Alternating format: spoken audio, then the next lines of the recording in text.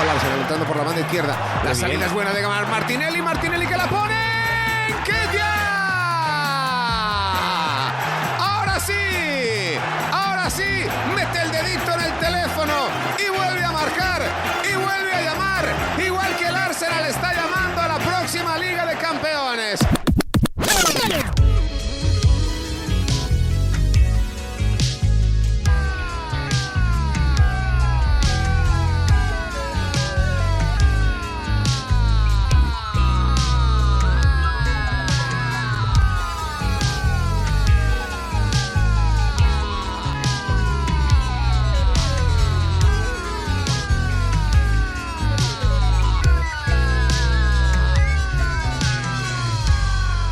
This is Arsecast Extra. Hello and welcome to another Arsecast Extra, as always, with James from Gunnerblog. James, goodly morning. Goodly morning. Just about. We made it. How are you? And I mean this quite sincerely. How are you? How's the blood pressure, okay. The heart, all of that? Yes, I'm okay. Do you remember when we beat West Brom on the final day and Arsene Wenger was clinging to Pat Rice? Yes. That's kind of how I felt for much of the second half yesterday. Yeah. But I'm okay now. My heart rate has slowed back to something approaching a normal rate, although every time I think about Thursday, it goes up again. All right. Well, we'll come to Thursday, I'm sure, at some point. But I don't know if anyone or if everyone listening to this will have seen your video yesterday taken around the 88th minute. I'm just going to play the audio of it here. I'm sorry to make you relive this again, but I thought this was really quite something, and I'll come back to you afterwards. I'll play this little clip of audio. This is James at the match yesterday. This is me. What is it? 88 minutes on the clock in the concourse. I've had to go for a walk around because I can't watch. I'm a mess. Thanks to the other 60,000 people cheering the team on, I'm out here with a few lunatics pacing up and down, watching on a screen. Fucking hell, it's just played a short pass to keeper. I can't, yeah. So there you were, in the 88th minute, in the concourse, and we had some people on Discord asking questions. Ryan or Shine said, I was wondering if James would like to revise his opinion on watching the game in the stadium being less nerve-wracking. And also Roro Safaro said, I saw James's video of him having to walk the concourse during the game. Have you always been that fan, or had games that made you that nervous, or is that a newer sensation for this season's pressure? Great questions. Is it more nerve-wracking being in the stadium? I mean, it was yesterday. I think it depends on the game and the context. But have I always been that fan? I don't think I have. I think I'm usually quite sort of stoic and calm and rational. And crucially, I want to be at the games. Having paid a significant amount of money for my season ticket, I generally attempt to make use of it. But in the final 10 minutes of the game yesterday, I sit on the aisle. So I was kind of, and I sit quite close to the sort of exit in the North Bank to the concourse. And I just kept nipping in and out because I couldn't hack it. If the ball crossed the halfway line and headed towards our goal, I was probably wandering around somewhere with my head in my hand. I mean, I enjoyed the reply to the video from Luke Lampard, who's at Luke Lampard 1, and he said, I was sitting directly behind you, and when you left, my mate turned to me and said, he's losing his shit. Yeah, I was losing my shit, I'll be honest. And I think, is it new? Yeah, I think it is.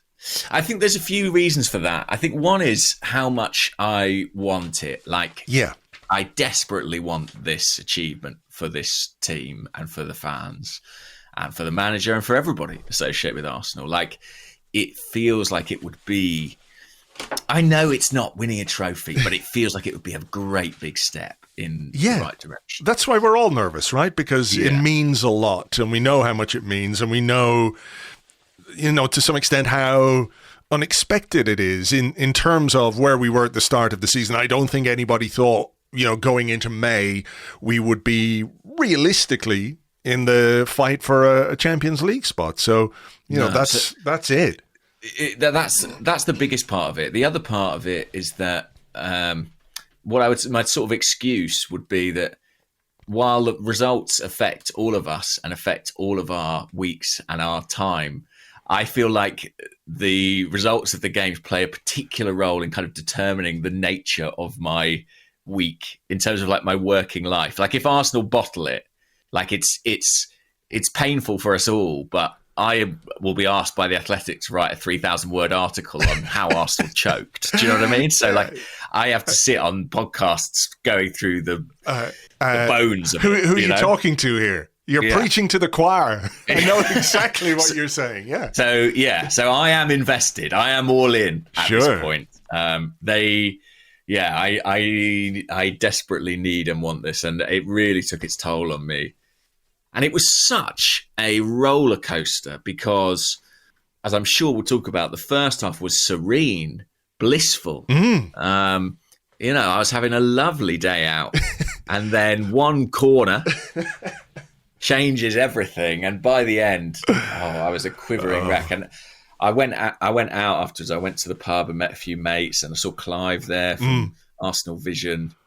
And I was able to decompress, and it was absolutely necessary. I haven't been to a game in my season ticket as a fan for a while. I've had a few things where I've had to work a lot of the games, and I think, putting me back in that context, the pure emotion of that, it really took its toll. Yeah, bedecked, splendiferous in all your Arsenal merchandise. I looked like Ty, didn't I, from Arsenal Fan TV, just head to toe merchandise. Yeah. I was going to ask. I was going to tweet a reply when I saw your picture. I was going, are those Arsenal branded glasses frames or whatever? About the only non-Arsenal thing that you were wearing. My red and white underpants. Yeah. Well, I didn't want full merch wanker. That was me. Well, look, you're right. It started one way, and it ended up something quite different. And, the reasons, as we've just explained, are obvious, because 3 points at this stage of the season, in the context of where we are and everything else, were just so valuable and so important. And the idea that somehow we would contrive to mess that up, because, let's be honest, another part of the nervousness, James, is that we've seen this film occasionally before, right? Where somehow, against all odds, Arsenal Football Club manage to do something that nobody thought was possible, to snatch a draw from the jaws of victory and everything else. Late goals. The very improbability of Leeds snatching a draw in that game is what led me to believe it could well happen. Yeah. And that's paranoia and fear and trauma. Yeah, we're all scarred. We all bear those scars, mental and physical as they might be. But yeah, look, I could hear the commentator. I could hear the guy on Sky going, "Oh, this is extraordinary! Yeah. How has this happened?" The winds of narrative were howling around the stadium. Oh my goodness. Okay, well look, let's go back to when it was calm. Please. And when it was serene, when you were enjoying your lovely day out in the sunshine. It was a beautiful day here in Dublin as well. It was lovely and warm. Sun was out. It looked great. The song was there before the start. Everyone was singing. And you're thinking, early goal. Come on, Arsenal. Give us an early goal to settle us down. And that's exactly what we got. An early goal from Eddie Nketiah, who closed down the goalkeeper and tackled the ball into the back of the net after 5 minutes. What more could you ask for from the start of a game? Very little. I mean, it was I think you even texted me saying early goal, please. Yeah.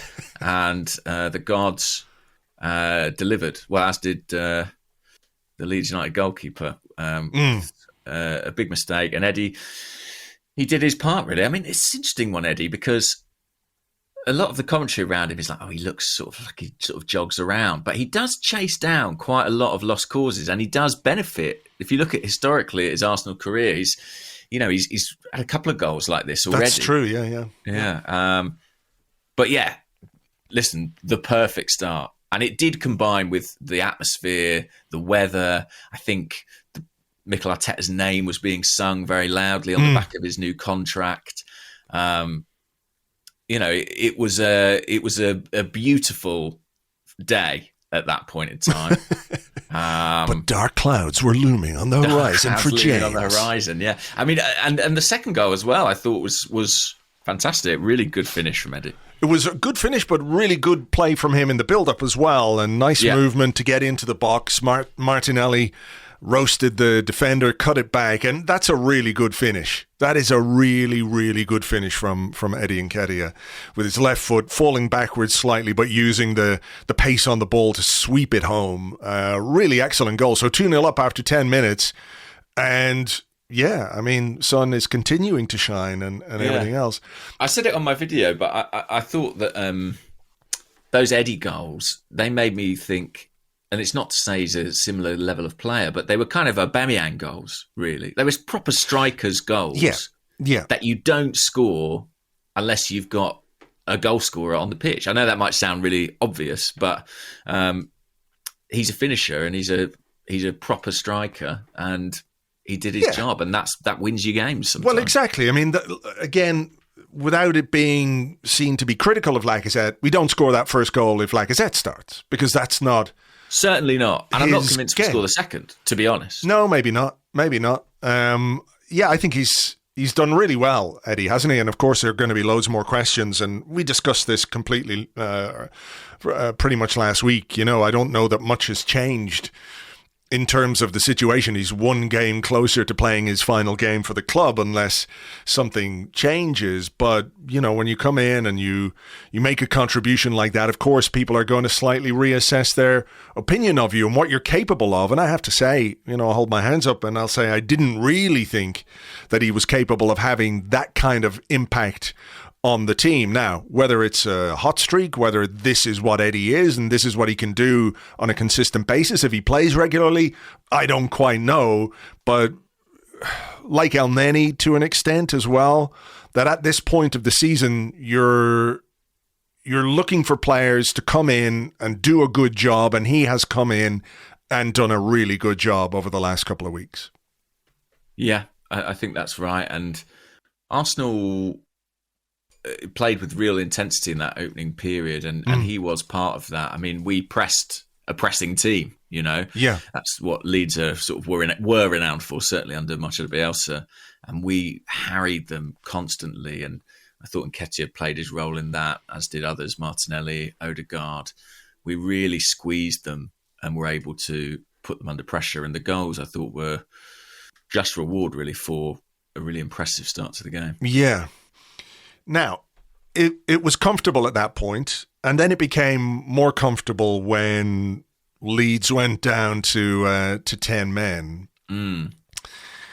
It was a shocker of a challenge from Luke Ayling, and quite why he only got a yellow card in the first place is beyond me. But if we've been critical of VAR for many things, and I'm still not an advocate for it by any stretch of the imagination, it feels more like this is the kind of thing that it should be used for, rather than forensically checking every single goal that's scored to try and find a way to disallow it. Yeah, I agree with that. And I almost wonder, I mean, I was staggered that it was right in the opposite corner from me, but I was still really shocked that the referee gave a yellow card initially. I do wonder if maybe, is it in his mind that VAR provides him a kind of safety net there? Maybe. I don't know. I doubt that's the instruction, but fortunately it was there and was able to correct that, because it was just a crazy challenge, the way he sprinted into it as well. I mean, VAR could overcheck. If he gave the red and VAR says, look, I think you might have gone a bit far, he can go the other way, can't he? Because we saw that happen with Emile Smith-Rowe last season. Was it last season? When he got sent off in inverted commas, and then the decision was overturned. It's Newcastle, I think. Yeah. But this one was clear as day, wasn't it? I mean, out of control. And Martinelli had already kind of tormented Ayling and others on that flank. I mean, we sort of slightly skipped over his role in the second goal, but it was a really good piece of dribbling and a great cutback. And to be honest, they couldn't really live with him all day. I wonder if some of that frustration played into that challenge. But so idiotic, really. I mean, I think he might be their captain, Ailing. I'm not sure, but he's certainly one of the most important defenders, and he'll miss the rest of the season now. Yeah, he's gone. He's gone, and rightly so. And Martinelli is kind of lucky in that he just flicks the ball, and as he's flicking the ball, he can see the challenge coming, and he can get up off his feet very slightly, you know. But there was you wouldn't have seen this, but there was an interesting graphic on Sky Sports as the teams were in the tunnel, and they were talking about the change or the changes that Jesse Marsch has made since he took the job after Bielsa was sacked.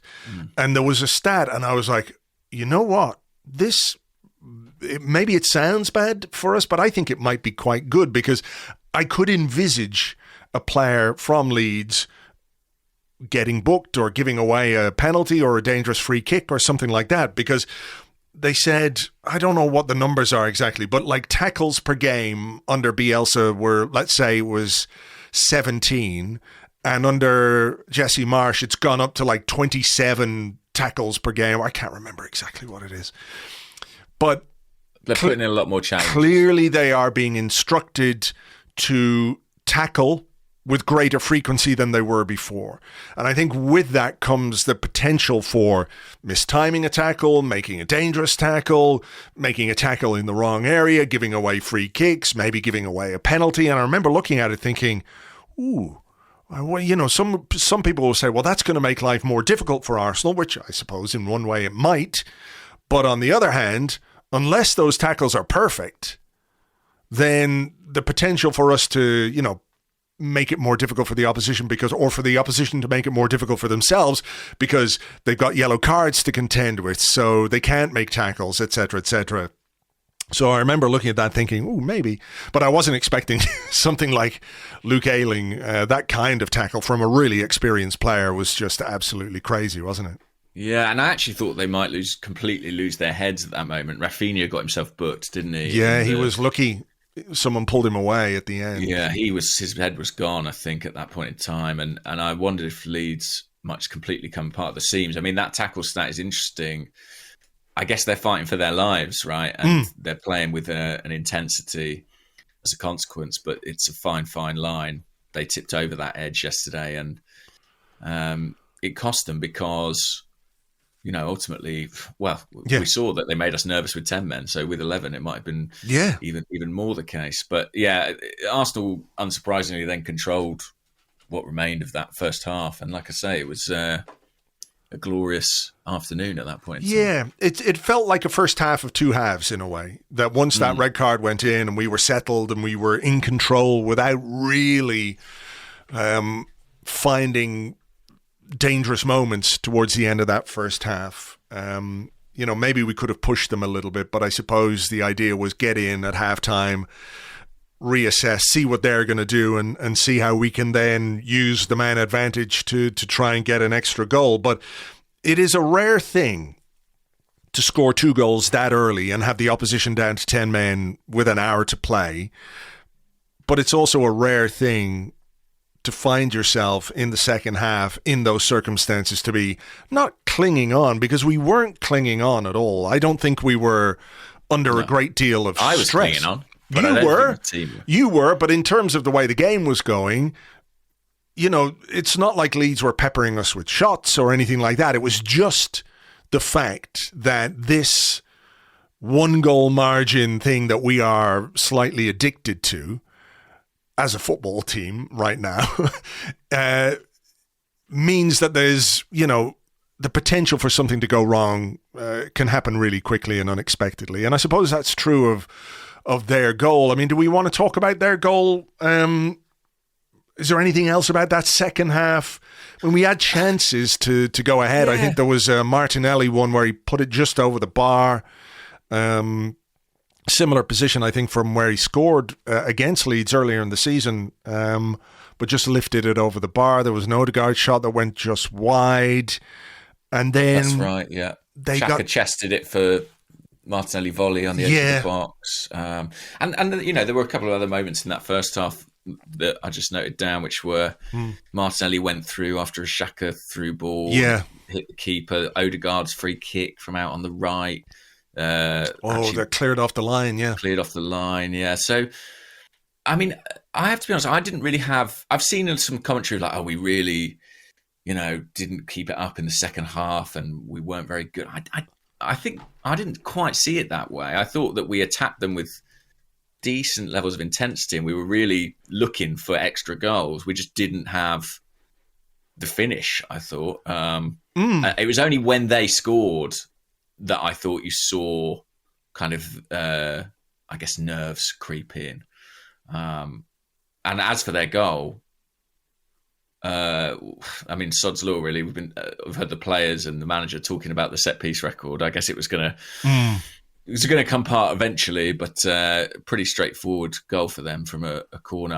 I'm not exactly clear on sort of who's supposed to be picking that man up at the far post. It looked a bit like Xhaka to me. I think Xhaka got caught with the wrong man, but it was surprising that there was somebody with that much time and space at the back post, given that there's a zonal element to the way that we handle things. Yeah. And like a goal out of nothing. Very typically, Arsenal, we've had 400 shots on goal. They've had one. I think they had 2 touches in our box. And both. Well, they cheered the corner like it was a goal. Yeah. I mean, the Leeds fans were in full kind of ironic mode at that point, swinging their T-shirts about the injury to Dallas. They all had these commemorative T-shirts handed out. I keep wanting to call him Stuart Dallas, but that's not his name, is it? That's somebody else. It is Stuart Dallas, yeah.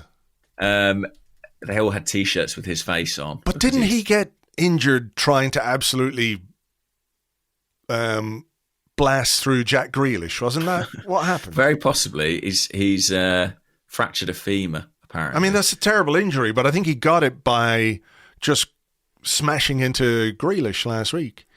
So, well, there you go. But anyway, they were all sort of swinging those above their head, just trying to make a day of it, sort of raging against the dying of the light. They got a corner, and they honestly went absolutely mad. They were overjoyed with that. And then they promptly scored from it. I'm surprised they didn't end up on the pitch after that. But yeah, of course, it just changed the complexion of the afternoon, and suddenly we all began to fear the impossible might be possible. Just going back before we talk about this period then, when it was suggested that maybe Arsenal took their foot off the gas a little bit, Mikel Arteta said, I don't think so. It was just trying to play the game that we have to play in that phase. I think we showed a lot of maturity not to rush things and start to concede breaks. We didn't do any of that, but then we didn't find the net in key moments to score the third goal and have a different last 20 minutes. And I agree with Mikel Arteta. I agree with that too. I do. I absolutely agree with that. And I think part of what made the last 20 minutes so nerve-wracking or tense was the sense that we as a team were beginning to lose our composure and not do the smart things. And I think when you start seeing Cedric activate cross mode, you know that it's like a conduit for our lack of composure, where we could keep the ball, where we could keep possession, keep it moving. But no, hang on, I've got a chance to whack in a cross. Here's another cross. Here's another cross. Here's another cross. I find that aspect of it quite frustrating because as an experienced player, I think he should be one of the more cooler heads, if you like, on the pitch. And I know that Mikel Arteta and his coaching staff one of the coaching staff had a few words with Pepe at the end, but I do hope somebody had a word with Cedric too, because I really feel like we could have controlled that game much better, even though we were, for the most part, in control. I just, you could sense the nervousness. So at what point did you start to become very antsy? At what part of this, was it directly after the goal? Was it when a couple of chances were missed? They score? Let me have a look at the live blog here. I think it was around 65, was it? I think I was okay until we got into the final 10 minutes. 66 minutes. Right, yeah. I think I was okay until we got into the final 10 minutes. And even then, I was kind of in and out. But it was just, the closer it got, the more agonising it became. We made a change. We did indeed make a change. We brought Saka off and put Nicolas Pepe on. I think that was going to happen before the goal went in. He was ready before they went 2-1. And I wonder if, in hindsight, like it feels like the kind of change that was being made. Look, it's 2-0, 20-odd minutes to go. We've got a big game on Thursday. Let's rest Saka. We can put Pepe on. It's 2-0. Everything's comfortable. But it's a bit like, was it the Villa game where Pepe came on and we were talking about the difference between putting Pepe on when you're a goal down and putting Pepe on when you're a goal up? And this was a bit of a goal up Pepe. I mean, he and Cedric do not mix. They're very oil and water, aren't they, on that right-hand side? Maybe. I mean, I don't... Who does Pepe mix with on the right-hand side would be my question. Well, we don't know because he doesn't really play anymore. We can't say if it's Tomiyasu because he doesn't really play. No. I as soon as it went to 2-1, I honestly thought, I hope they don't make that change. Yeah. And I think part of the sub, yes, it was about giving Saka a rest, but I think it was also about giving Pepe a chance. He's barely figured. But for what, though? I mean, give him a chance for what? Exactly. Because we might need a goal at some point. Yeah, I guess so. And for all of his flaws, he's one of the biggest goal threats in the squad. And I think, just wanting to make people feel engaged and part of the group. And I think maybe sitting him down, having literally had him in his kit on the sideline with the board there, ready to come off. That's fair, actually. Yeah.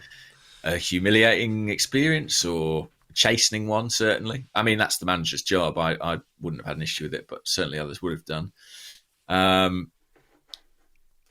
But anyway, they proceeded with the change, and I don't think it helped us. I mean, I think some of the criticism of Pepe not scoring from the halfway line that I've seen, I thought was a little bit harsh. I agree. He's got a lot to do still in that position. Yeah, I do wonder if he could just, push the ball out and continue down the right-hand side a little bit. Like he didn't... I can see what he was trying to do, because I think if he can step inside Dan James there, he's then got a simple pass through to, I think there's two players. There's a couple of Leeds players there as well, to be fair. But there's a couple of Arsenal players breaking through also. So I think what he's trying to do is beat the man and then play the pass that would, let somebody run in on goal and stop the ball on the line and head it over while they're kneeling down for the greatest goal that anyone's ever seen. My bigger issue is sort of his general game, to be honest. And the fact that Junior Firpo had been playing left back for Leeds, had barely had a kick going forward or in our half, and then suddenly there he was running at Cedric, seemingly untracked. It was just a really striking moment of kind of seeing a player who I mean, I've said this about Pepe before and I've been wrong, but I watched it and thought, like, this just doesn't work. He's not part of this. Yeah. No, I think that's right. His lack of participation says more than you or I or anybody ever could. Whatever opinions or hot takes we might have about Nicolas Pepe, the reality is his minutes this season tell the story of his Arsenal career and probably where it's going to end. And look, I sort of want to move on a little bit from the nerves, because there are things that we should talk about that are important and enjoyable and all the rest of it. But there were some moments in the final couple of minutes where what minute did you come back in?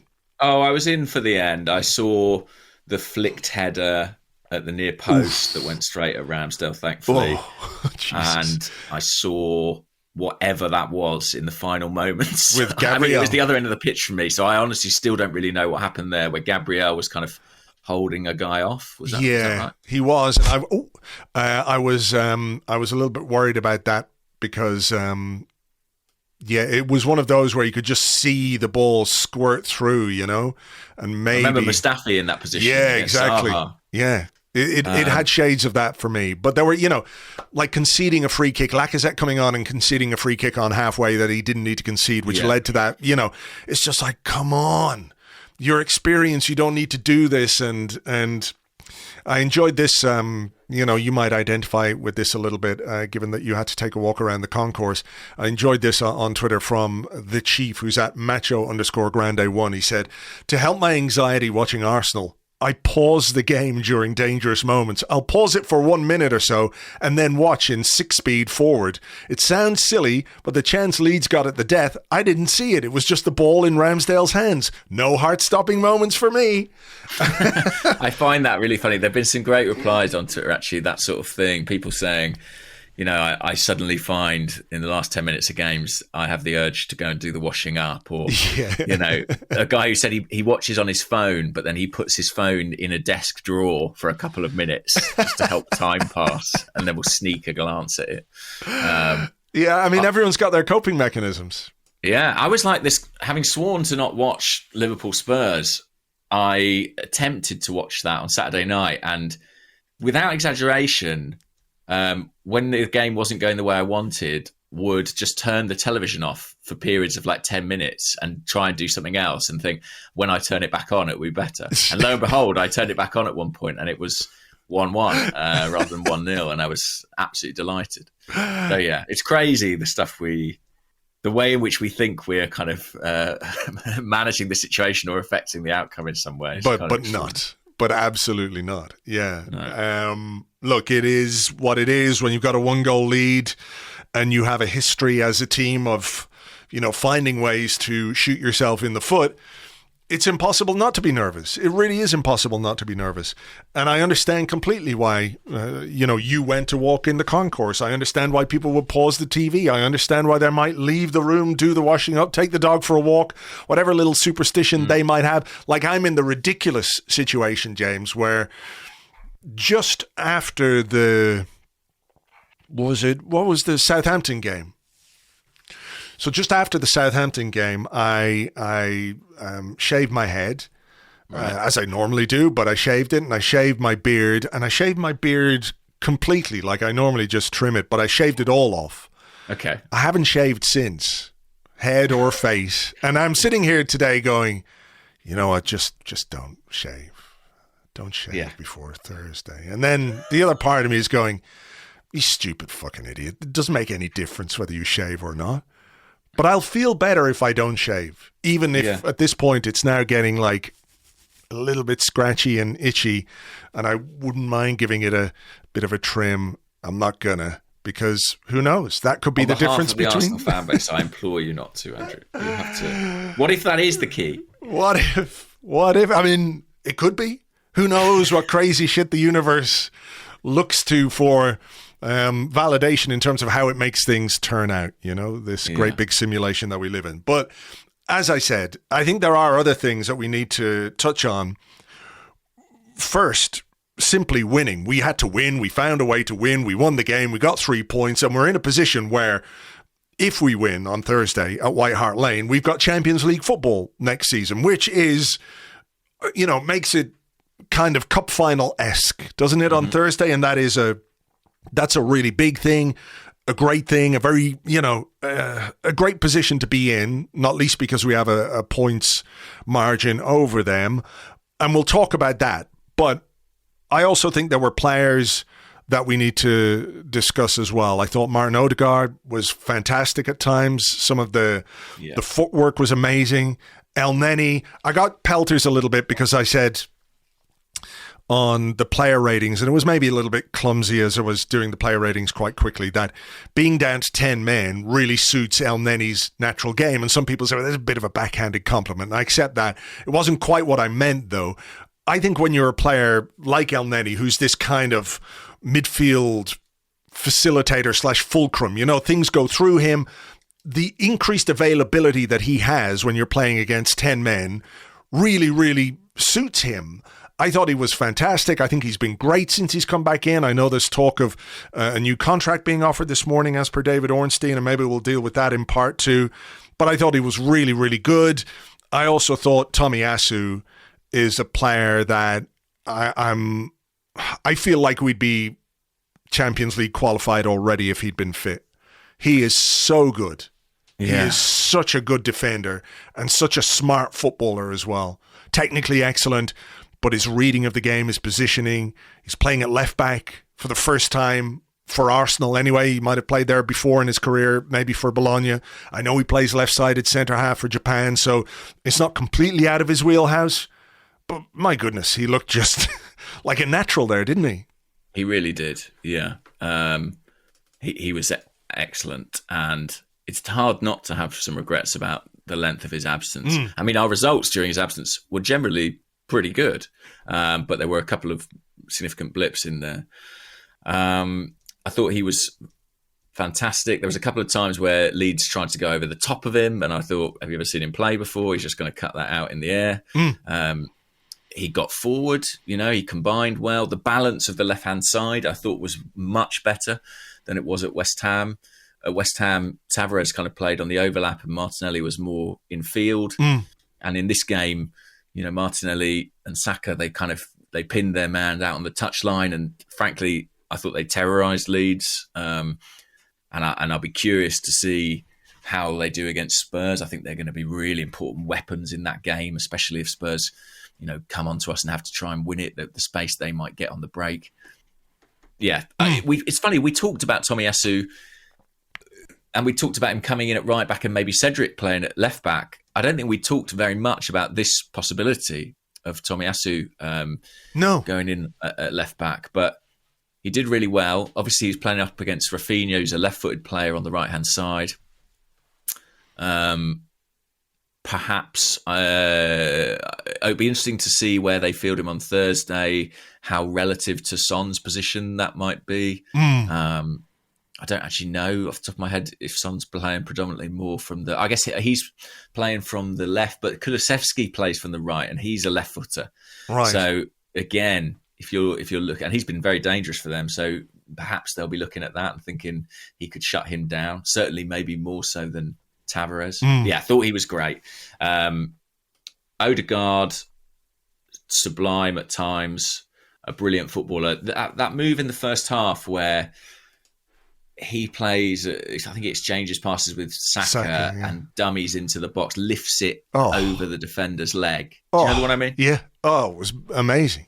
And I think, he squared it, and I think Eddie was just a little bit behind the ball. It would have been an amazing goal. And actually, what I love about that move, I saw this happen in real time. I've not seen it back on replay, but every pass basically in that move, Odegaard points where it needs to go before it goes. Oh, really? Yeah.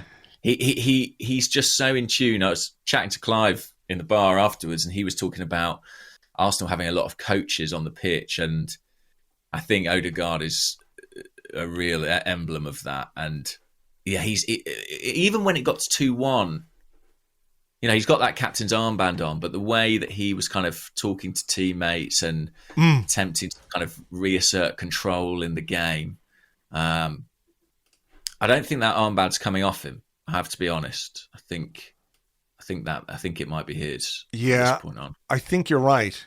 To be honest, I'm just looking. I'm going to look at this a little bit again that you're talking about. Is this? Yeah, do by all means. And while you find it, I'll just a quick word for Mohamed Elneny, who I thought was Arsenal's best player yesterday. And his use of the ball was very good. He's often criticised for not looking forward, but there's some good forward passes. But it was his intensity off the ball that I liked as well. He's so quick into challenges, winning it back, snatching up any interceptions. His role in replacing Thomas Partey has been massive and should not be underestimated. Yeah, he's been... Ooh. Yeah, I just saw the tackle on Martinelli there. I've gone a little bit too far ahead of this moment where I'm trying to find it. Yeah, Arteta thought it was going to be in. Here it is. Yeah, he's pointing to Cedric. He points to Cedric, and then I think he points to Saka as well. But yeah. Points to Saka. Doink. It's like he sees it all in his head, and that's the kind of player he is. And some of his... There was one moment in the second half out on the right touchline where, he kind of, I can't forget, it was a piece of skill that just drew gasps from the fans. Yeah, late on, I think it was just quick feet, quick feet. There was a clip doing the rounds on the last international break. He did something similar for Norway, and it was that kind of thing where he's just sort of tormenting a defender. I think there might have been a nutmeg or two in there or whatever. But yeah, I mean, he was fantastic. And just sort of overall, I think when we're talking about the games at this point of the season, it is about winning. It's about the result far more than the performance. We can talk about how terrified we were, but ultimately we can sit here this morning and enjoy the fact that we got the result that we needed to get. And that's why I just felt maybe we need to focus on some of the good things, because I think another aspect of this, James, is that fear that we've talked about and that tension that we have because of the ability that as a team, as a club, we've had of in moments like this, whether they're high pressure or whatever, these self-inflicted wounds that that were quite commonplace, they're not as commonplace anymore. Like, this is a team that's capable of grinding results. Like, maybe you shouldn't have to grind against 10 men at home on a sunny day, when you're 2-0 up after 10 minutes. Maybe you shouldn't, but football is not quite as black and white as that. Sometimes you do, and that's what we had to do yesterday. We did it. We got the 3 points, and to be in this position is just fantastic. Yeah, and I think we carry more scars than the players do, to be honest. Oh yeah. And it's interesting. I heard, you make that point of a win is a win, and that's what we needed to do. And I think that was really emphasised in the dressing room after the game. I think there were some, as there always are, recriminations and, people feeling like, why didn't we do this better? Why didn't we do that better? And I think the management team really wanted to assert, look, we got the job done. That's what we need at this stage of the season. There'll be a time and a place, and I'm sure that will happen in the next few days to kind of analyse things more deeply. But let's not disrupt this positive momentum that we're building going into Thursday. And even then, this message, remember we talked about what Mikel Arteta said after the Leicester game, when we started to think that something was really happening with this team. I think that was the game, certainly in my mind. Maybe I'm wrong, maybe the North London derby was one of them, but that Leicester game away from home was when I started to think that something was going on, that something was developing. And he said, well done, it was great, but we've done nothing yet.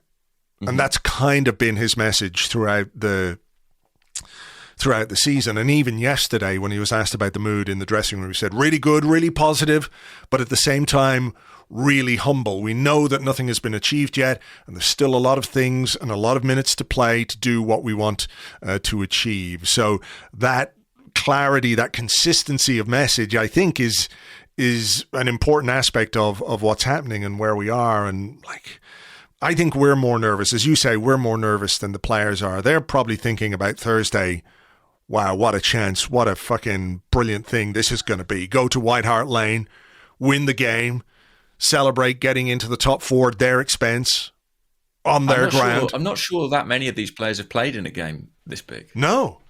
I mean, when you consider the age of most of them, they've played in derbies, but I don't think there's been a derby with so much resting on it for quite some time. No, I agree. And I think I was sort of trying to contextualize it yesterday.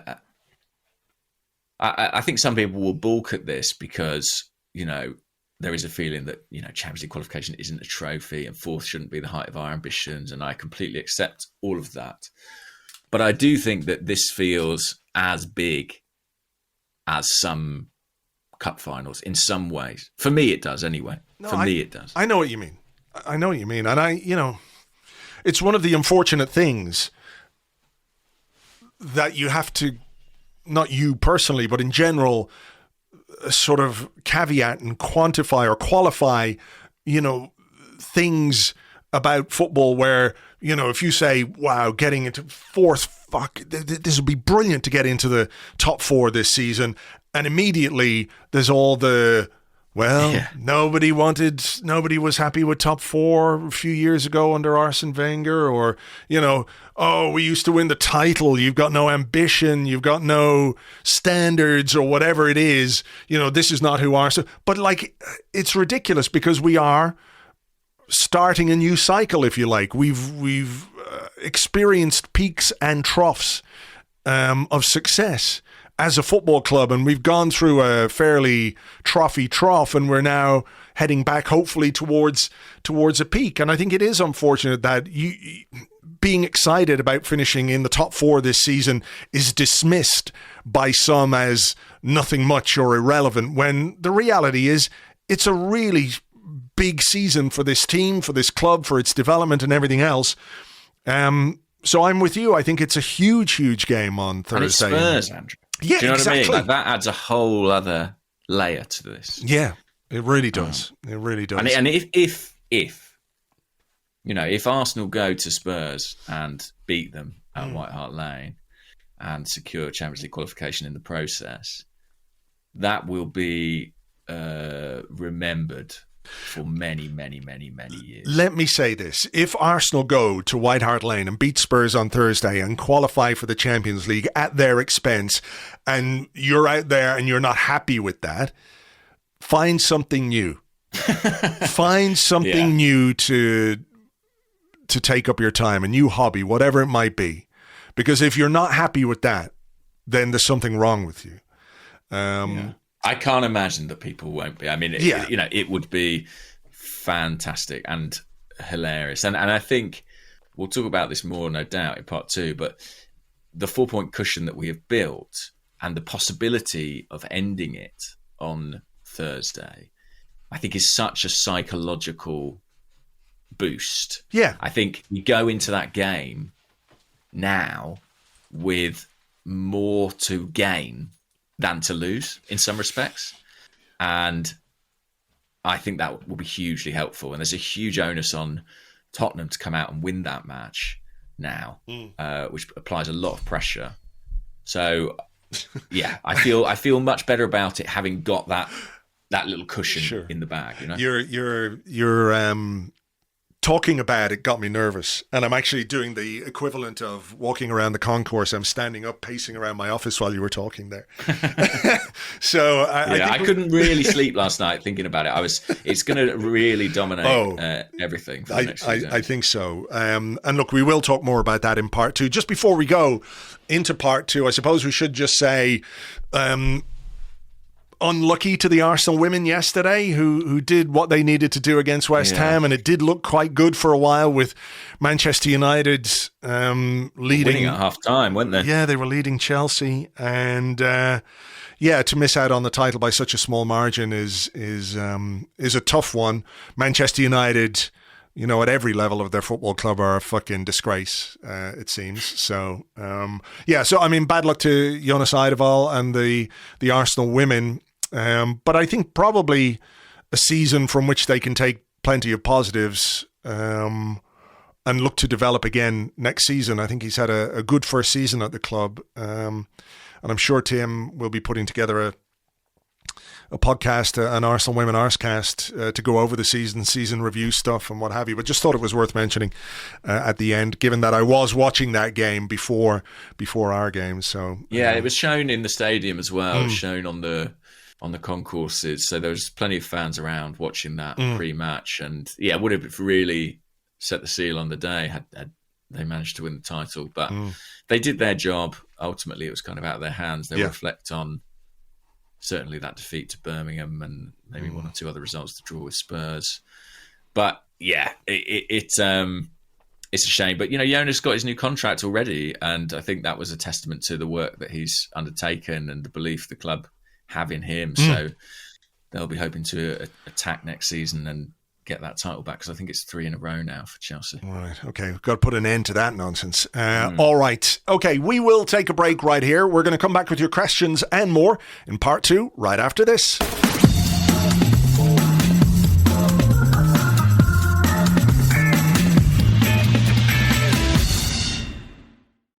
Welcome back to the Arsecast Extra. This is part 2 of the show where we answer the questions that you sent to us on Twitter at Gunnerblog and at Arseblog. Also on the Arseblog Discord chat server, which you get access to if you are an Arseblog member on Patreon. You can sign up if you like, patreon.com/Arseblog. Arseblog. Before we get on with the questions that people have sent in, James, it's quite interesting that there hasn't been a single question, as far as I can see anyway, either on the Discord or on Twitter. Apologies if I've missed it and you sent this in, but Mikel Arteta signed a new contract. You mentioned Jonas Eidevall signing a new contract as well. Fairly significant news, if not necessarily a big surprise or anything like that. But it would be remiss of us not to mention it, I think. I think had we lost, there might have been a few questions. I think so. It was only Friday, wasn't it? It feels like a long time ago. It does feel like ages ago. Yeah. So, I mean, just your thoughts on that, maybe the timing of it. What did you see as in any way significant? The timing, I think it's a good move. I think we're going places, and you can understand why, when a manager's got a year left on his contract, that you look to secure him, I think is the right way of putting it, as you continue the project, if you like.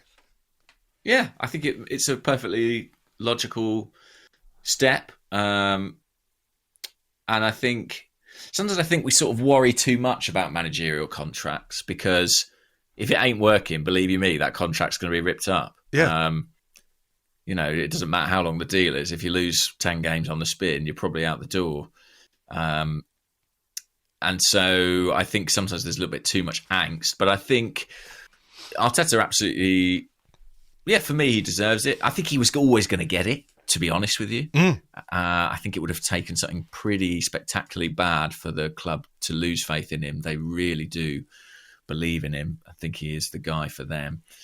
I think the timing was good in that there must have been points earlier in the season, I suspect, where they thought, should we do it now? Like, when we were on a pretty good run before Christmas, I'm sure it was discussed, or maybe even when we won kind of 6 games on the spin or whatever it might have been before those 3 defeats. I imagine there was probably chat of like, this might be an appropriate time to push ahead and get that contract signed and sealed. But I think this was as good a time as any, in terms of the fact that it came off the back of some very good results, came prior to the end of the season. So it was a commendation of his work, regardless of kind of what happens in these final few games. Do you think... Sorry, go ahead. No, I was just going to say, and also maybe it might be negligible, but I think any little boost to morale, feel-good factor, belief that it can provide, I think at this stage of the season, any boost is welcome. Do you think that maybe European qualification being secured played a part in the announcement? Because for all the belief and everything else, if Arsenal had finished this season outside Europe again, it would be reasonable to think, okay, well, look, he's had a good chance. He's been given a lot of money, but the baseline hasn't been achieved. So maybe we need to think about doing something a little bit different. And, it came not long after we did have top 6 absolutely secured. So do you think that played a part, or?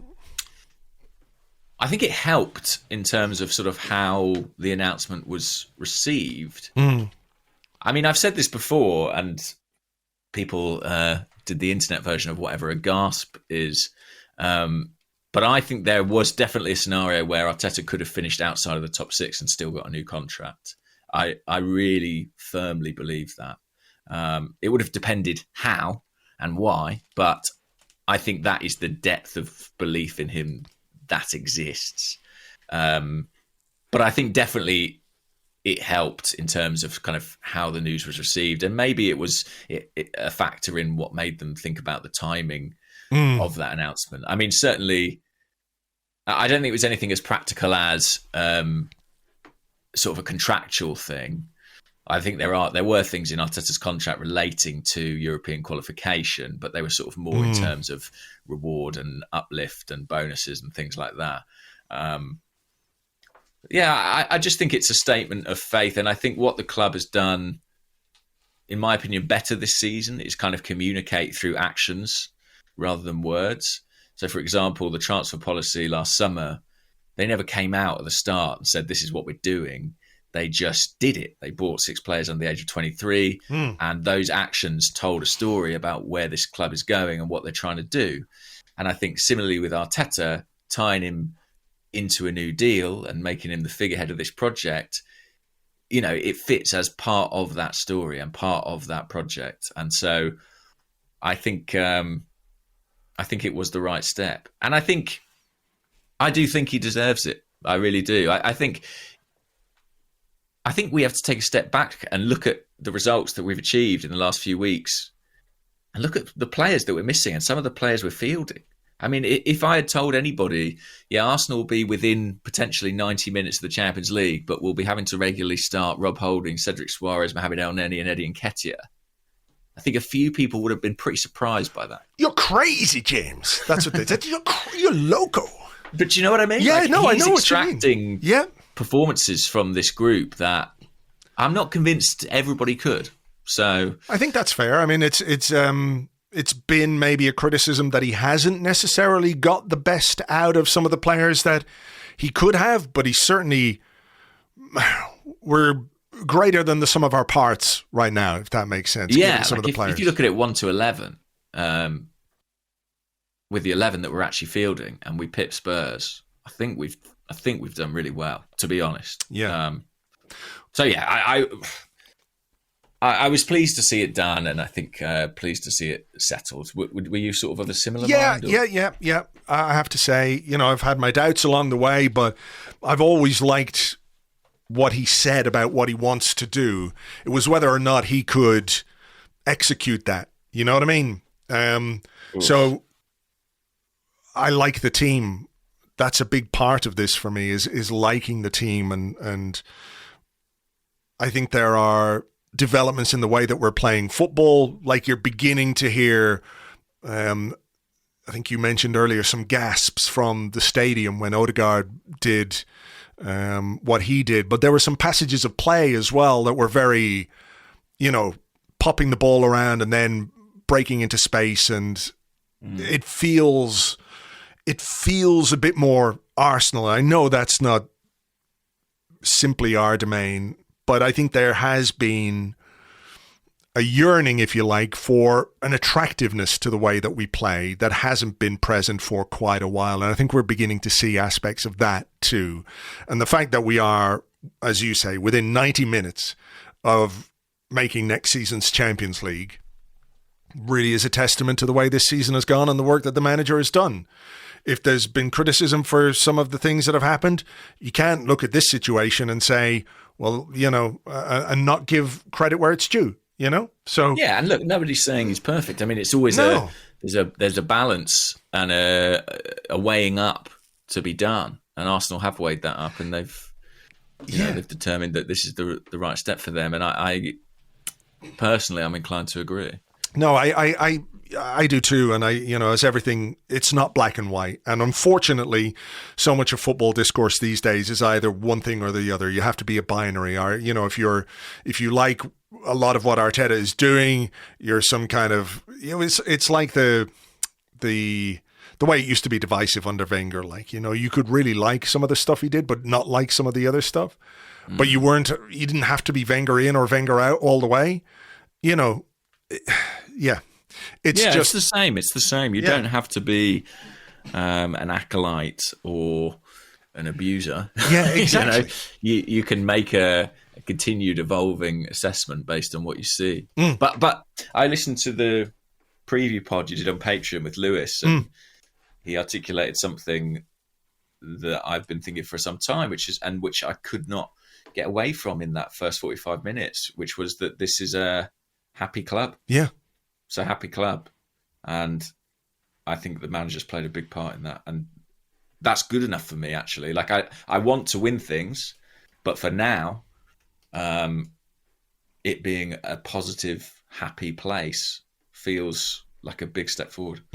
Okay, well, speaking of feel good, before we get into the more terrifying aspects of what's coming up this week and questions about that, Luke Kempner says, it was so special hearing North London Forever, the Angel. the song that was doing the rounds last week and played at the stadium. Do you think it's all too manufactured to be our You'll Never Walk Alone? I don't. I absolutely loved it and really hope it's here to stay. And on the Discord, there was a question about it as well from Jamie, who said, thoughts on the song? Do you think they'll keep it for more games? From the stands, it was pretty good to start, but definitely could be improved. But hey, you can't build a tradition if you don't start it. Yeah. I mean, I put a video up on Twitter of where I was stood in the North Bank, and I knew it was happening. I'd seen the tweets, before the game about it's going to be played during the huddle, and the players clearly had been briefed because they sort of, timed their huddle accordingly. And I was positively surprised by how many people took it up. Because, when something's like an online thing, you never know how that's going to translate. But around me anyway, in the North Bank, there was a lot of people joining in. I think from what I hear anecdotally, there were some parts of the stadium where that wasn't the case and people were a bit bemused and like, what's happening here? Yeah. But that's teething, that's part of the process. I loved it, I've got to say. I'm in, I'm on board. I was supportive of it when it was generating momentum online. It's as organic as things get in the Premier League these days, which is admittedly not very, but it's certainly more organic than plonking The Wonder of You on us or Sweet Caroline. This at least has come from the fans, written by a fan. Not even intended for this purpose, That's I think one of the magical things about it. Yeah, that it's kind of happened quite naturally, and I found it quite stirring. But if the internet's taught me anything, it's that you can't please everybody. Well, that's true. I mean, some people will hate it, some people will love it. I thought it sounded great in the stadium. How did it come across on TV? It sounded good. It sounded good. A bit like what you're saying, that not everybody quite knew what it was or why it was being played. Because you're right to say that not everything that happens online connects with people in real life. Sometimes we get caught in these little bubbles and think that because something is blown up on Twitter, everyone in the world knows about it, when in reality it's a very small percentage of the people that actually exist and go to games. A lot of the 60,000 people in that stadium don't listen to podcasts, if you can imagine such a thing, or they don't spend all day on Twitter, so it might take a little while to catch on. But I thought it really, I was interested to see what happened when the song was coming to its conclusion, if you like, and what that generated in terms of atmosphere in the stadium. And I think that part of it was really good, that the song came, there was sort of applause, and then it was like, yes, let's do this. Kind of like the minute silence effect. Do you know what I mean? Like that eruption of noise you get after something. Yeah. Can I ask you? I thought it really worked. I think they probably have to stick the words up on a big screen. I was going to ask you that. Were the words on the screens? Maybe the new screens that they're getting in over the summer. They might be able to do that. I mean, a hymn sheet on the seat of every pew in the stadium might be one way of doing it. But the words of the song are perhaps a little fruity. Certainly in the build-up. Was there a reworked version? They censored it, so certain lyrics to the verse basically dropped out. Okay. I actually think, if we want to get really technical about this, that I love the original track, and I'm really not proposing much about it. It's changed, but given that some of the lyrics are kind of not viable in a family setting, I think that the verse could potentially be compressed, because it's quite a long lead up into the chorus, and I'm just not sure that between the teams getting out on the pitch and the kickoff happening, there's enough time for that to sort of naturally happen. I'm sure all that can be dealt with, and overlay it with a nice compilation video of bands and players and stick the lyrics on the screen. I think it could absolutely take off. And the biggest compliment I can give it is that I was chatting to someone who was working at the stadium yesterday, who's not an Arsenal fan. And they said they said the hairs on the back of my neck stood up. Wow. And I was like, okay, well that's what we want. Do you know what I mean? Like, and if someone who's a neutral, maybe that's less valuable. But to me that was kind of more valuable because I was like, they were sort of, they felt something there, which I think shows that, I don't know, something was happening, something was going on. It's part of the feel good story of this season. It's just like Amazon must be fucking having a great laugh at all this. I don't mean like laughing in a bad way. They just probably can't believe all the stuff that has happened for a season that's going to be played out in docu-series format in a few months' time. Yeah, I mean, that song is featured in the final episode of the series. There's no doubt about that. Yeah. And I just hope it's over glorious celebratory scenes, not, ones of pathos and oh so nearly. Sure. Okay, well, look, let's keep fingers crossed for the former, obviously. Your question, let's give it a bash. Oh, yeah, I forgot about that. Okay, let's have a look. I mean, there are lots of questions about the Tottenham game. Mm-hmm. There are. So if you want to go there, let's go there. Yeah, let's do it. Hang on. Let's have this one. Rob Gooner, goodly morning. How do we approach the game on Thursday? Spurs need to win, but shit when they have most of the possession and can't use their only weapon, counter-attacks. Do we sit back and frustrate them and try to counter-attack ourselves? I feel like taking the game to them will leave us exposed. But I don't want us to just defend either. Thoughts? And then Manuel on Twitter said, is it too negative to suggest we should look to avoid defeat first and foremost versus Spurs? We all want to win, but is the risk of being exposed and conceding early-ish too much, especially with how unsettled we still seem at the back? Yeah, I think we would be foolish, wouldn't we, to go there and really take the game to them in an open fashion, because that's where they're really good. Plays to their strengths. I mean, they were good against Liverpool. They packed the centre of the pitch. They had 5 defenders. We talked about Cedric slinging crosses in. I mean, it happens to the best of them. I think Trent Alexander-Arnold must have crossed the ball about 40 times in the space of the game. Liverpool, without exaggeration, slung in about 50 crosses and got nowhere with it, really. And Spurs were devastating on the counter-attack when they needed to be, as they are. I mean, their front three is excellent.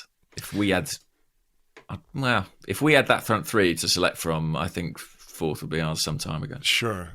So how do you find the balance? Can you play for a draw in football? It's a very tricky thing to do, isn't it? No. I mean, I think it is potentially one of the, I'm not going to say it's easy, but one of the less complicated things to do in football.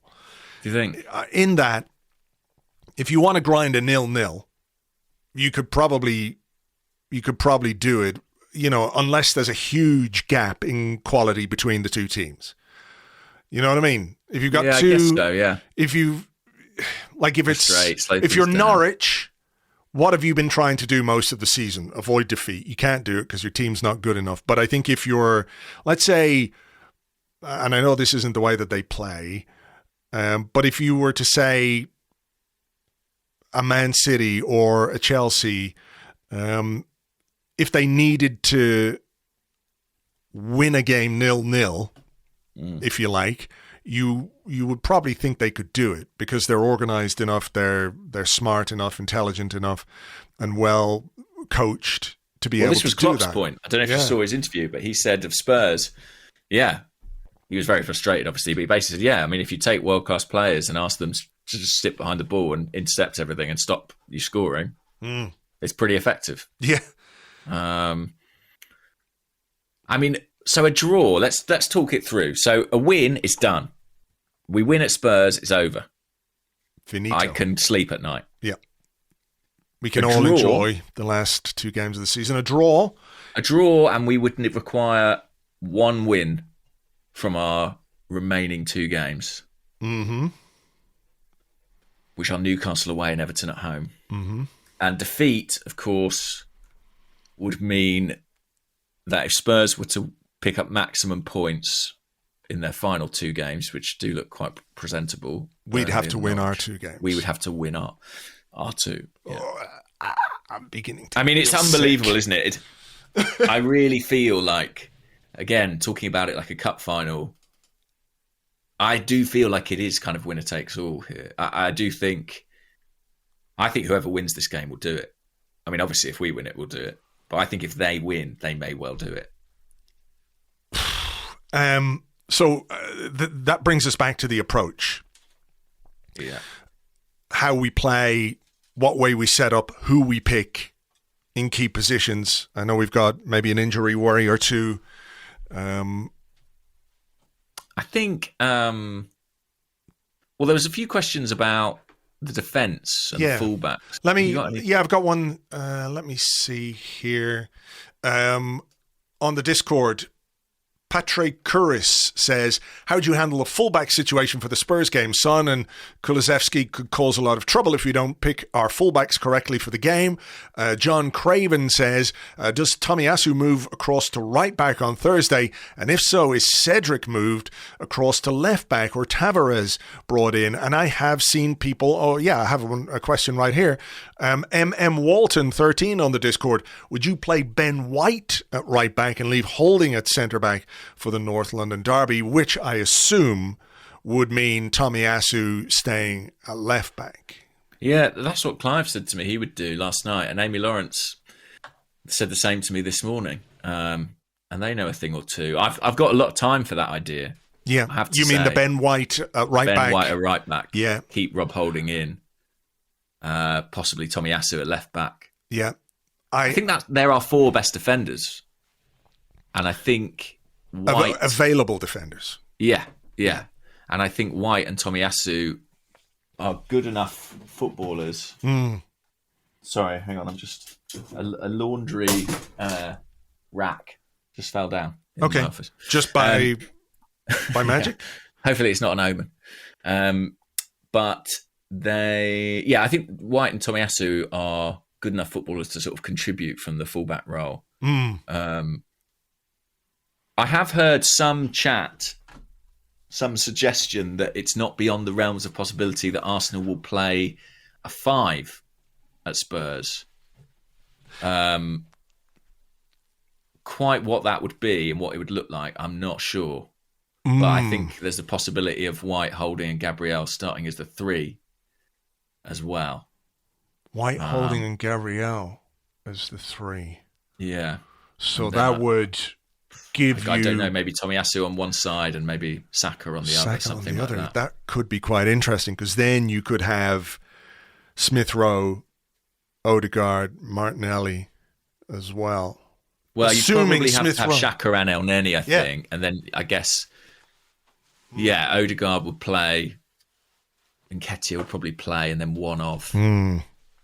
I think that's it. I think that's in their thoughts too. Do you think there's any outside possibility that we could have a surprise midfield return for this game?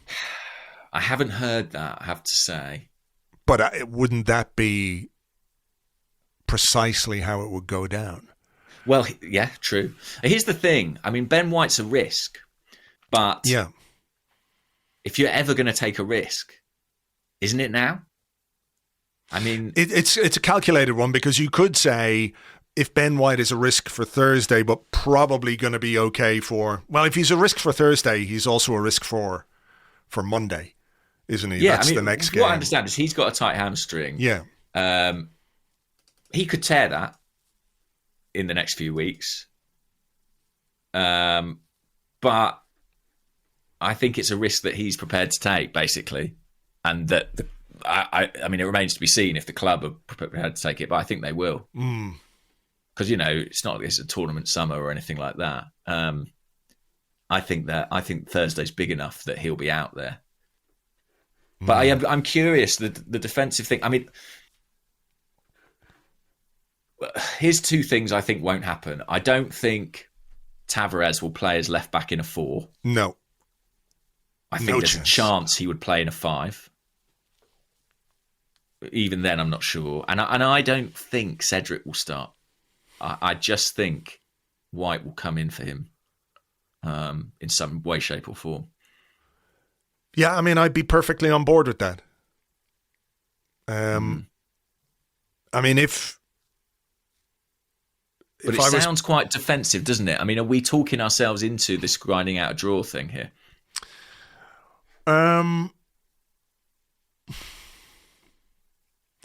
Look, it might sound defensive, but I think we have been caught more than once under Mikel Arteta playing Tottenham in a way which exacerbates their strength. And I feel like it's about having time. All the ball. Yeah, it's about time we learned that lesson. And if we have to slightly modify our game plan to weaken them or to make them less strong, I mean, they're a great team on the counter-attack. So why let them have the opportunity to counter-attack? I mean, you can't stop it completely. If we get a corner, but just don't be open and leave space for players who can really hurt you in those areas. I think the team that he picks will be very similar to the one against Chelsea. Where against Chelsea, he picked White, Holding and Gabriel, and I think initially he started with a 3 at the back and Saka was right wing back, and then he changed it in game and White went out to right back and Saka pushed on. I think he'll pick an 11 players that give him that sort of flexibility. And I think it will involve White being on the right flank in some way, shape, or form. But yeah, it'll be fascinating. And I mean, would you take a draw? You have to, don't you? It's one of those where you're like, well, it wouldn't be a bad result. I mean, I much prefer. I mean, yeah. I mean, would I take a draw? I mean, I suppose so. When one of the alternatives is so horrendous, I can't even begin to think about it. Sure. It's already making me itchy. There's so much at stake and so much going into the game, so much emotion. We forget that for them, there's this huge thing of their anger at the postponement, which also feeds into this fixture. How do you think they will be viewing this game? Because, we're nervous, right? Because there's a lot at stake for us. If we win, we know what the reward is. If we draw, it's still very much in our hands. And even if we lose, it's still in our hands. But for them, this is literally it. Do or die. Do or die. So, I mean, do you think that might play a part in the way they approach the game? Yeah, I think it will. I mean, I think it has to. I think Arsenal have the psychological advantage here massively because Spurs know they have to win, and even if they win, it's not guaranteed. And I think, they got a decent result against Liverpool, but it wasn't a result that changed a great deal as regards the race for the top 4. Which was really absent from the commentary, by the way. I was watching it on TV and they were all like, what a result for Spurs. But for Spurs, it didn't change that much. It meant that Arsenal still had to slip up twice, essentially, in what remained. Andrew, it's so difficult to call this. Any derby game is difficult, but there's just so much going into this one. Obviously, if it was at the Emirates Stadium, I think I'd feel a lot more confident. We're going away into a stadium that's going to be a bit of a cauldron, you imagine. But maybe for these players, having that prize of ending it then and there is a much healthier approach. In much the same way that kind of aiming for third is better than hanging on for fourth. Yeah. I do think that knowing they're going going there knowing if we win, we've done it and we're heroes. I do feel like that might suit the character of this team more than going there with trying to protect something. No, I agree. But I think there also has to be an acknowledgement or a common sense approach to the opposition and what way they play and how are they as good as they can be. Let's make sure that we don't allow them many opportunities to exploit space. We can't pour forward against them, that's for sure. Exactly. We just can't. So, look, the other thing is we have won big games against big opposition before with that slightly, if you want to call it defensive system. You think about the FA Cup semi-final and final, and I know that was very much a part of that was the players that we had available at that time. That formation was how Mikel Arteta, decided this was the way he could get the best out of them. But I also think, going back to what you mentioned earlier on, that this is an Arsenal team, probably without Thomas Partey, with some injury worries here and there, with Rob Holding, Mohamed Elneny, Eddie Nketiah, Cedric, who, won't probably play. Nevertheless, he might have to cut his cloth a little bit when it comes to his approach for this game. But I think I need to move on from this because I'm already getting worked up. And we do have a preview podcast to do later in the week. So no doubt we'll go over all this again. Just before we go off this particular topic, though, a lot of people asking if we have coping mechanisms. BF Jesus on the Discord says, goodly morning. Any favourite Derby stress management strategies? Feels like Thursday might be the end of me. Garza and Sajak both ask, what drugs do you recommend to survive Thursday? And poorly drawn Arsenal at Can't Draw Arsenal. He said, I googled how long can a human hold their breath, and it seems the average is 1 to 2 minutes. This seems to be an issue, with Thursday's match lasting 90 minutes. Any recommendations for oxygen tanks? And you, my friend, are not going to be able to slip off into the concourse on Thursday, given that you're working. So how are you going to cope? I honestly don't know. A hip flask, maybe? I mean, I'm in the press box, so you're right. I will be duty bound to remain in my seat. And I guess I will hope that sort of the fact that I'm working will apply a kind of a more objective lens. But I know that that's kidding myself. I'm going to be an absolute mess. So yeah, I don't know. I've never been to that stadium. I've avoided it thus far, and I've drawn the short straw this time. Right, and I will be there. The only thing I can say is that if it goes our way, and the brilliant thing happens, then I'll be finishing my write up that night and going straight out on the town. I should imagine. Watch out, up the other West end End, of Seven Sisters Road for a few celebratory drinks. I think. Yeah, get into the right part of town. Yeah. Oh, yeah. I do think that I've said this earlier, but if it comes off, if the good thing happens, I mean, St Totteringham's Day at White Hart Lane with Champions League football in the bag, it's tantalising how brilliant that could be. But equally, I mean, we've always said we don't want a cup final against Spurs because it's too stressful. Yeah. And now we've got one, basically. A cup final with a number of prizes, like 3 cups on the line. Champions League, as you say, St Totteringham's Day, and doing it there. And, potentially, fingers crossed, feeding off the misery of their fans. Like, it's all there for us. I just hope the pressure gets them, Remember when they were going for the league and then they just completely fell apart at Stamford Bridge? Oh, that was amazing, actually. That really was amazing. Something like that.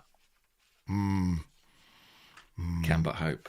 Fingers crossed. Let's talk about something else, Andrew, because I feel sick. I also feel sick. So, yes, let's talk about something else. Chills on the Discord says, I am convinced that we should extend Mohamed Elneny. What are your reasons, if any, for us not to re-sign him? Every team needs players like him and Holding as much as they need the star players. Happy to sit on the bench and ready to contribute in any way possible. Yeah, I said it a couple of weeks ago I would extend him, and I stand by it. And, David's reported this morning, talks are underway. I shouldn't imagine those talks will be especially difficult given what Elneny said publicly. So I think they'll come to an agreement. And I think it's deserved.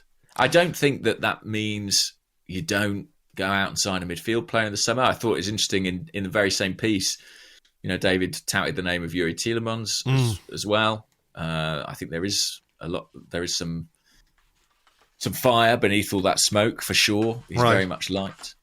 And so, why not? If you can improve and you can keep depth and experience, I think that's a good thing. I mean, ultimately, Arteta said, I want 22 outfield players and 3 goalkeepers, as we mentioned here the other week.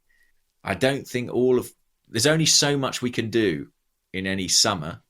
And I think given the high ticket prices of some of the players we're probably looking at in this window, I'm thinking of the forwards potentially, I think you have to be sensible in your squad building decisions. And I think Elneny's a perfectly sensible signing. I think that's almost exactly the right word for it. Yeah, it makes sense.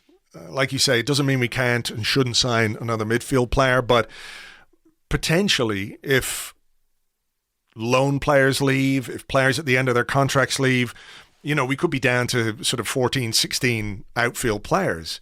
Yeah. And that's a lot of recruitment to do in a summer where you want 22 outfield players, and 1 or 2 of those signings have got to be relatively stellar, or they're going to be premium. They're going to cost you because of the positions that you're looking to fill. So I think it makes a lot of sense. There was a great tweet thread from Gilles, who's at _Grimondi tweets. I don't know if you've seen this, and it's Elneny doing an interview, I think maybe with Egyptian TV or something. And he's basically telling the story. He said when he finished his loan deal last season, the club said, "You're not in the plans." Told his agent, "You got to find another club." He said to his agent, "Well, okay, let's look around, see what's there." And then he said, "The club decided that I should go back for pre-season, but remember, Arteta had me outside of his plan. I trained well and played the first friendly game, scored a goal from the halfway line." And then he said, "Arteta started to see. When he gives instructions, I know what he wants. I can read his plan and I execute it to the letter. Any instructions, I swear, I execute it to the letter." And I think you've got to give a guy credit for, and I think we probably had discussions more than once on this podcast, not just last year, but maybe the year before, saying, well, that's probably it for Elneny. He'll go in the summer, he's done his job, but we got to move on, etc., etc. So not only was he, I don't want to say the word written off, I don't think that's quite right, but a decision had been made by the club about his future, and he's come back from that. And a lot of players would be like, well, you told me to go, so I'll go. That's it. Or if I'm not being used, then, it's easy for a player to get demotivated, which is what I'm trying to say. But he's kept going and he's worked hard and he's come in and he's been absolutely fantastic in the last few weeks. And I think he deserves a lot of credit for his performances, for his attitude, for his professionalism, and for his ability to carry out Mikel Arteta's instructions to the letter. And I think he is one of those players that a manager, when you start to see that, I'd say it's pretty useful to have around. That level of trust in a player. And also, I think his age is a factor. In that you do need, as much as we've gone young and we're rebuilding and we're trying to grow a team together, you do need some older heads around. And the fact that he can couple that experience with an ability to play the game the way Mikel Arteta wants it to be played, I think he's been, in some ways, the perfect player for the situation we found ourselves in the last month or two. You know what I mean? You need a level of consistency or dependability at this part of the season. And if nothing else, that's what he gives you. I mean, what is it that we always say? He's never going to be a 10 out of 10 player, but he'll give you consistency, 7 out of 10, 7 out of 10, 7 out of 10, 7, that reliability. I think when you're in a position where you need results more than anything, he really fits that bill. Yeah, and I think for the type of manager we know Arteta is, a player who does just follow instructions to the letter is always going to have a value. And also there's a skill to that. I think sometimes we think, well, the talented players, they don't really need to follow instructions. And the ones who follow instructions are sort of, they're kind of dog's bodies, really, water carriers. But there's a tactical intelligence required to interpret a plan on the pitch. And I think Elneny probably doesn't get enough credit for that. I was watching the game yesterday and thinking better teams than Arsenal have had an Elneny in them. I think some pretty good sides who've won things and achieved things have had a player in them like Elneny, who is completely unspectacular but extremely reliable. You don't want 5 of them. And if you're not very good, then he can be a limiting factor. But in a team with plenty of gifted attacking players, someone who provides that stability, I think, is useful. And I don't think anybody's sat here saying he's the answer, he's the long-term solution, he's going to start every game. But the way in which he stepped into the breach left by Partey's absence has been really impressive. Yeah. And I was looking at him yesterday and thinking, I'm sure Sambi's enormously talented. Clearly, they think highly of him in the Belgian international setup, and we've seen glimpses of it. But he can't do this right now.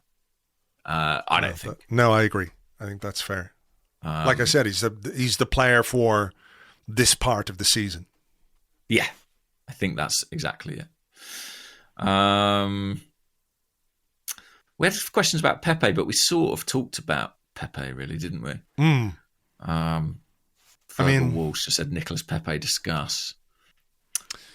I suppose the only addition to that is, like, do you think what I would add to that is, to the discussion we had in part 1, is, do you think it's finished for him? Do you think he'll go? I think so. Yeah. I think so too. And what would you be prepared to accept?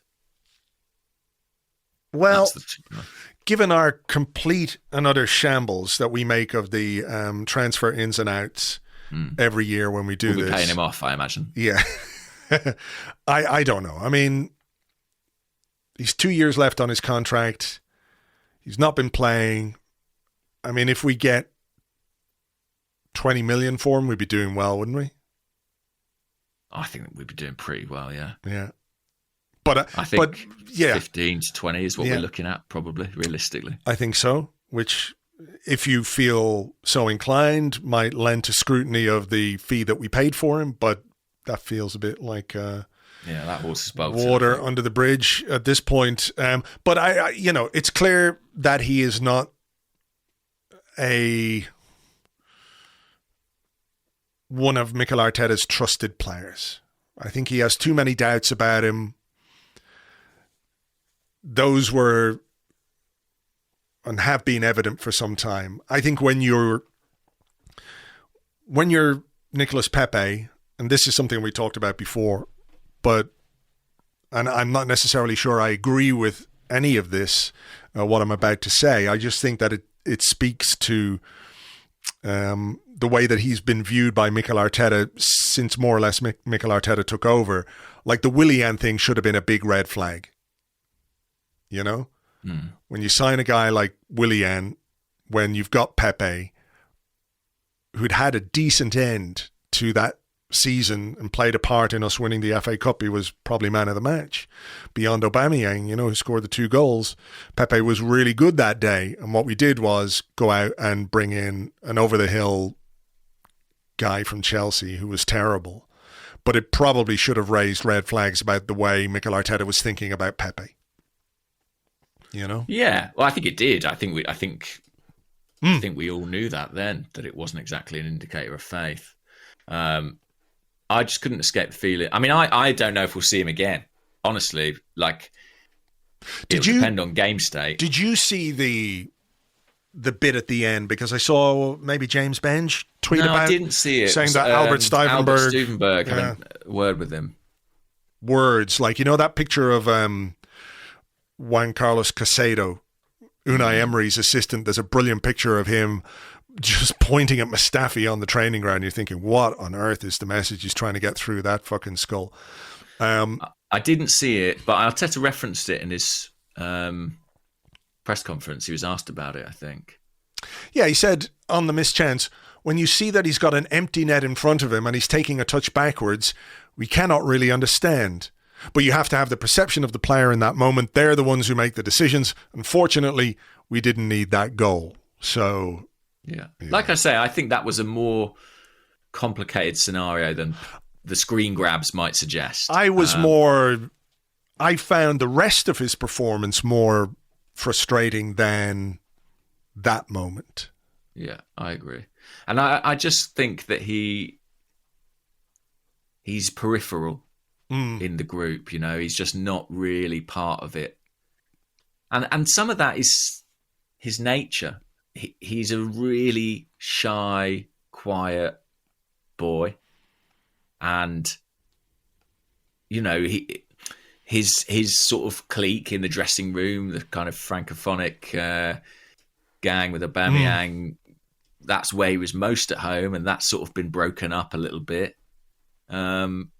And I just think, as well as all that personality fit stuff, there's a tactical fit issue. And if Elneny is the guy who follows the instructions to the letter, Pepe is the guy who the instructions go in one ear and seemingly out the other. Yeah. And that's the deciding factor in this, I suspect. Yeah, I think so. I mean, look, as Elneny has shown, you can never say never when a player is seemingly on the outs, but I would be really, really surprised.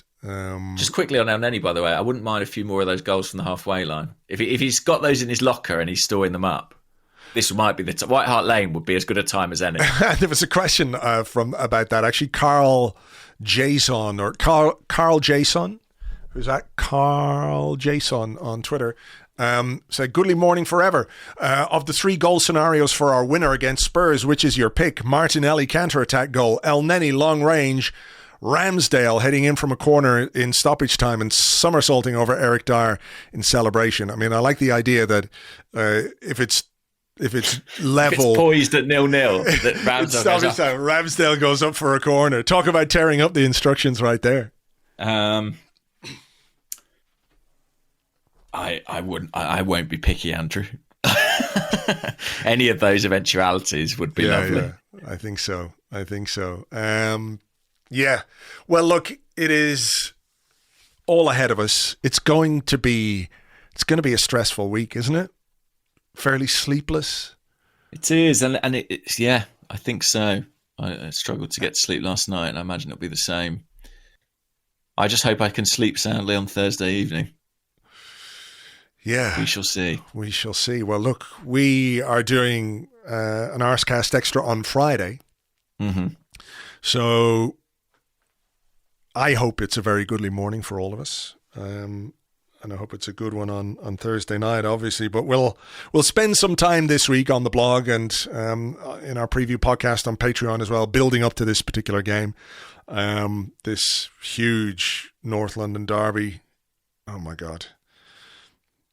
I don't know how to make anyone feel better about this in the build-up. No. I just don't know. I mean, we've been doing this podcast for years. I've been writing about Arsenal for 20 years. I don't know what I can say that will make anyone feel calm, or I just don't know. I think we all have to... No, there's nothing to be done. I think we just have to face it. That's all there is to do. Difficult though that is. So, yes. I'm out of ideas. Oh, me too. Look, we're all in this together, but we've all got to do it our own way, I think is... Listen, this is how I would end it. As bad as we feel, as horrible as it is for us, Spurs fans will be feeling worse because... They're Spurs fans. They've just realised they're Spurs fans. No, but because, the situation favours us and everything is on the line for them, and the onus is on them too. So as difficult as it is, as is always the case, I'd rather be us than them. For sure. Okay, well, look, we'll leave it there for now. Thank you as ever for listening and for giving us the opportunity to get inside your ears and rid ourselves at least a little bit of some of the tension, even though I think over the course of this podcast, I've been worked up into a state of inner turmoil, might be the best way of putting it. But we appreciate you being here. We appreciate you listening. Take it easy for now, and we'll catch you on the next one. Bye-bye.